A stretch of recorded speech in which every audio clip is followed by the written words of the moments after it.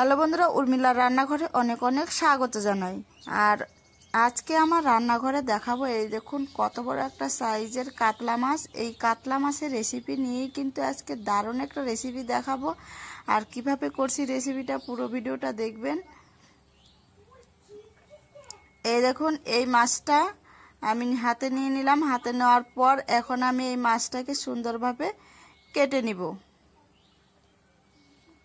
1 কিলোর উপরে আছে কাতলা মাছ। এই কাতলা মাছের আজকে রেসিপি হবে।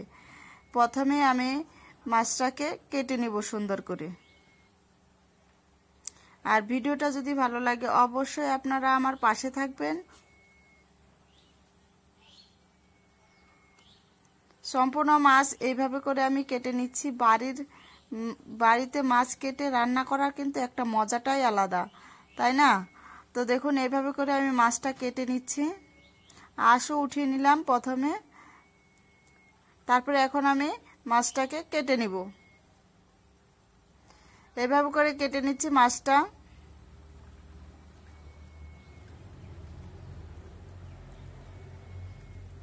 এই দেখুন কাটা হয়ে গেছে আমার মাথাটা। তারপরে আমি দেখুন এখন পিস পিস করে নেব মাছটাকে।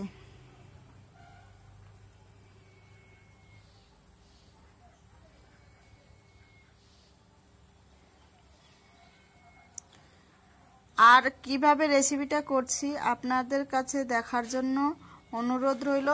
এই দেখুন এইভাবে করে মাছটা কিন্তু টাটকাই আছে, রক্ত আছে মাছে, খেতে কিন্তু বেশ মজারই লাগবে। তো এই দেখুন অনেকগুলাই হয়েছে কেটে। তারপর আমি দেখুন কেটে কিন্তু ধুয়ে নিয়েছি মাছটা। এখন লবণ আর হলুদ দিয়ে কিন্তু মেখে নেব। এইদিকে আমি কিন্তু উনুনটা কিন্তু জ্বালিয়ে দিয়েছি। তো কিভাবে মাছটা রান্না করব দেখতে থাকুন।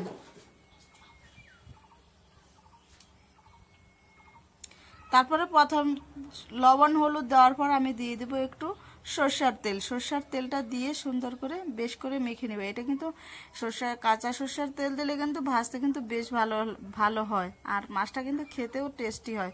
তো এইভাবে আপনারাও তেল দিয়ে মেখে 10 মিনিটের মতো রেখে দিবেন। রাখার পর মাছটা ভেজে খেয়ে ভাজা মাছও কিন্তু খেতে ভালো লাগবে। তো এইদিকে দেখুন আমি কড়াইটাও কিন্তু গরম হয়ে এসছে, এদিকে তেল দিয়ে দিব। বেশ মাছগুলো অনেকগুলোই আছে, বেশ অনেকগুলোই তেল দিলাম। তেল দিয়ে মাছটা একবারে লাল লাল করে আমি কিন্তু ভেজে নিচ্ছি। তেলটাও কিন্তু গরম হয়ে এসছে, ধোয়া বেরাচ্ছে তেল দিয়ে। তারপরে দেখুন আমি এখানে দিয়ে দিব সামান্য পরিমাণ লবণ। লবণটা দিলাম কিসের জন্য বলুন তো, মাছটা কিন্তু চট করে নিচে লেগে যাবে না। আপনারাও এইরকম পদ্ধতিতে মাছ ভেজে দেখবেন, একটুকু নিচে লাগবে না। এইভাবে করে আমি সম্পূর্ণ মাছ কিন্তু দিয়ে দিব।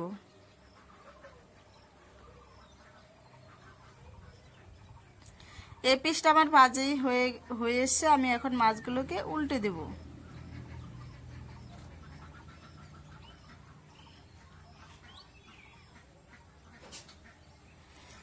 এই দেখুন মাছ ভাজি আমার হয়ে এসছে। এখন আমি মাছগুলোকে নামিয়ে নিচ্ছি।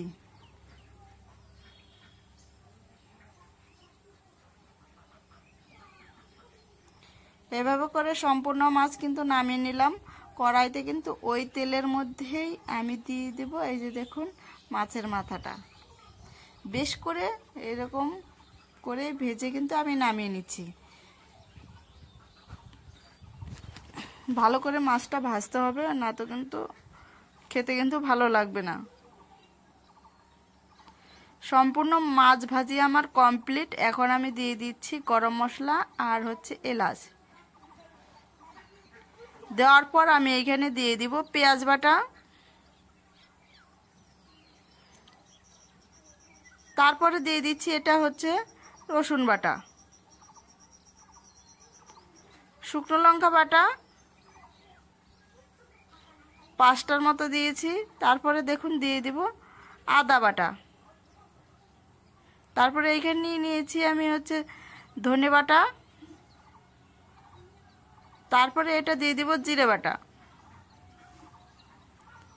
সম্পূর্ণ মশলা দেওয়ার পর আমি দিয়ে দিব এখানে সর্ষে বাটা।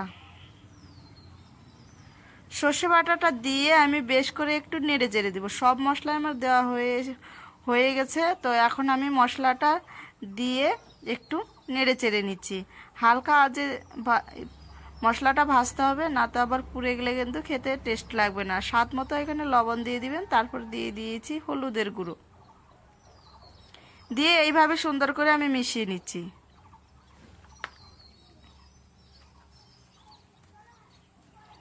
এই দেখুন মশলাটা থেকে দারুণ একটা কিন্তু সেন্ট বেরিয়ে এসছে, অসাধারণ।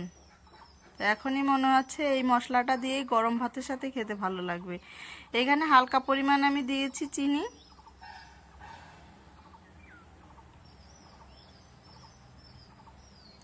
এইভাবে করে একটু লাল লাল করে ভেজে নিতে হবে মশলাটাকে। যতক্ষণ না কড়াইয়ের মধ্যে লেগে আসে ততক্ষণ কিন্তু এইভাবে করে ভেজে নিতে হবে। এই দেখুন মশলাটা আমার ভাজা হয়ে এসছে প্রায়। তারপরে আমি দিয়ে দিব কিন্তু জল।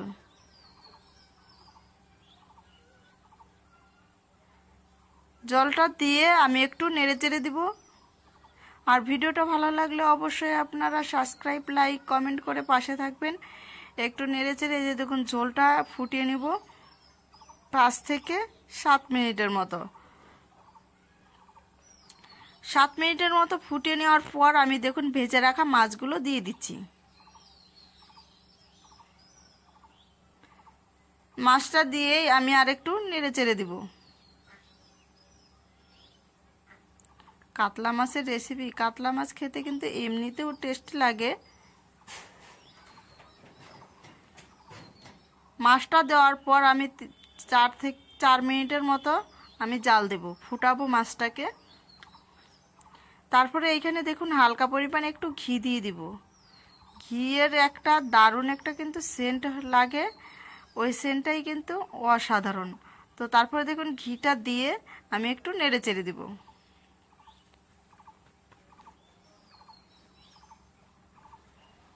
কালারটাও কিন্তু সেই আসছে দারুণ। তাহলে এইরকম আপনারা ভিডিওটা দেখে বাড়িতে অবশ্যই একবার ট্রাই করে দেখবেন, কিন্তু ভালো লাগবে।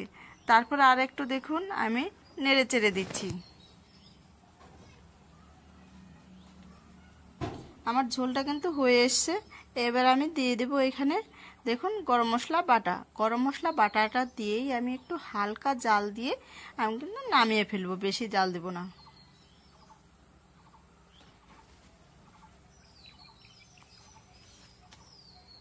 এইভাবে সম্পূর্ণ মশলা কিন্তু মিশে গেল। মিশে যাওয়ার পর এখন আমি এটাকে নামিয়ে ফেলবো।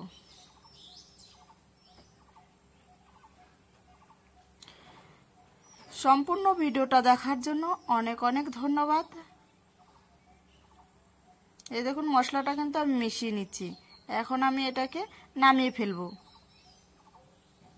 গরম মশলাটা দিয়ে মিশানোর পর আমি একটা গামলার মধ্যে নামিয়ে ফেলছি। আমি কালকে অন্য ভিডিও নিয়ে আসবো আপনাদের কাছে। আপনারা সুস্থ থাকবেন, ভালো থাকবেন, এটাই কামনা করি।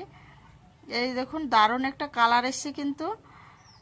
তাহলে কি এইরকম রেসিপি দেখে আপনারাও বাড়িতে একটু জলদি করে বানিয়ে ফেলবেন। দেখবেন অবশ্যই রেসিপিটা খেতেও ভালো আর দেখতেও কিন্তু অসাধারণ লাগছে। দেখেছেন তো? আমি একটু দেখাচ্ছি মাছটা উঠিয়ে। এইরকম রেসিপি যদি থাকে অন্য কিছু আর কিন্তু লাগবে না, গরম ভাতের সাথে জাস্ট জমে যাবে।